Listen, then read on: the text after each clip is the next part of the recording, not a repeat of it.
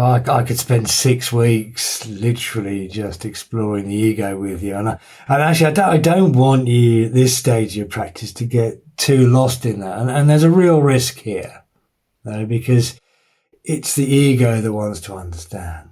It's that mental entity that wants to understand. And actually, this is no more complicated than breathing. That's it. It's only my ego complicating it. If your attention is on your breath, that's it. If your attention is on your breath, you have already transcended the ego. You're already conscious. That's all there is to it, really. I'm just showing you these patterns so you can just be aware of them, that's all.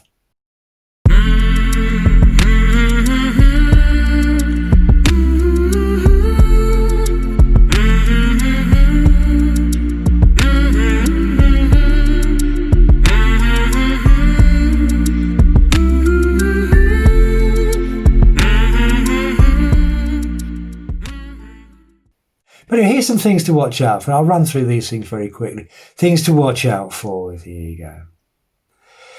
That word I. It's the ego's favourite word, isn't it? Me. It's all about me. The whole world is about me. Everything's about me. It's all about me. Do you know it's about me? And even when it's about somebody else, it's about me. In fact, all other people, they're all about me. Because the ego is utterly self-centred. Here's a little game you could play. I want you to start to watch how many times you say that word I in your head and when you're talking to somebody. Of course, you've got to use it in conversation, but watch out, because very often when we're talking about I, we're not talking about the real me, but the mental fiction of me. This is the me that wants you to think that. I. The real me, here and now, doesn't need to do that, because you're already secure in yourself. And that's a very different place to operate from, isn't it? Now, I'm not saying we don't improve. We're improving all the time. We're improving all the time because we're peeling away layers of unnecessary conditioning. Programming doesn't help us, and we're reprogramming our minds to experience other levels of intelligence, other possibilities of who we are. So we're constantly improving, but we can never be any more than who we are now. And if we acknowledge that, then we are already starting in a very different place in whatever we're doing. Did you catch my drift? So watch out for that word I. The ego is always performing.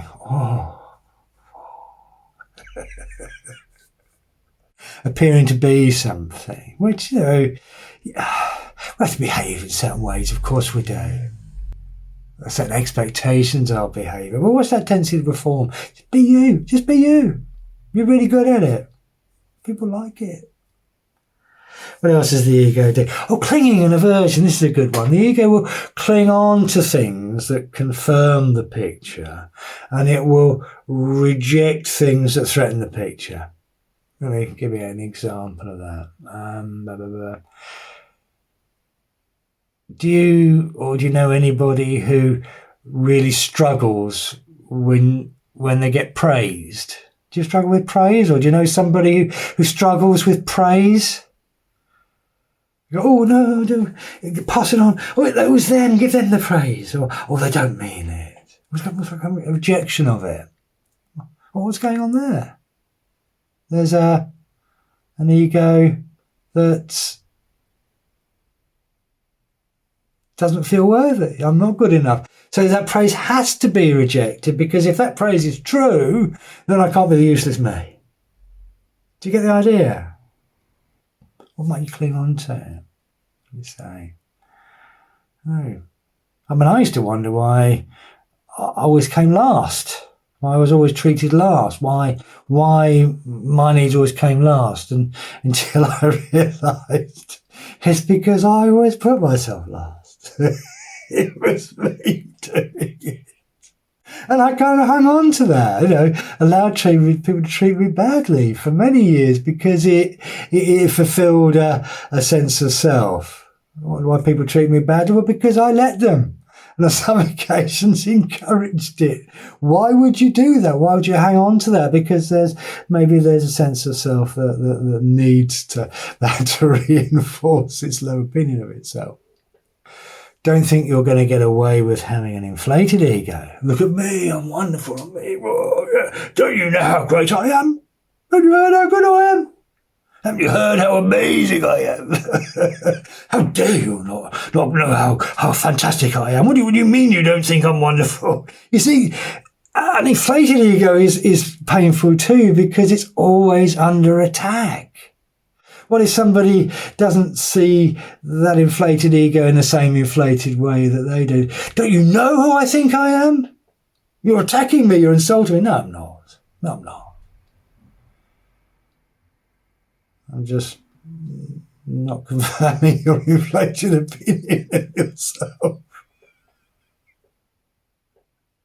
So there are things to watch out for. Now, we're not going to go too much detail in it yet.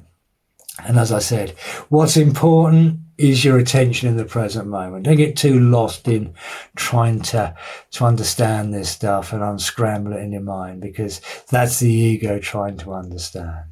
And what we're dealing with here is we're cultivating another state of mind, free of that. Yes,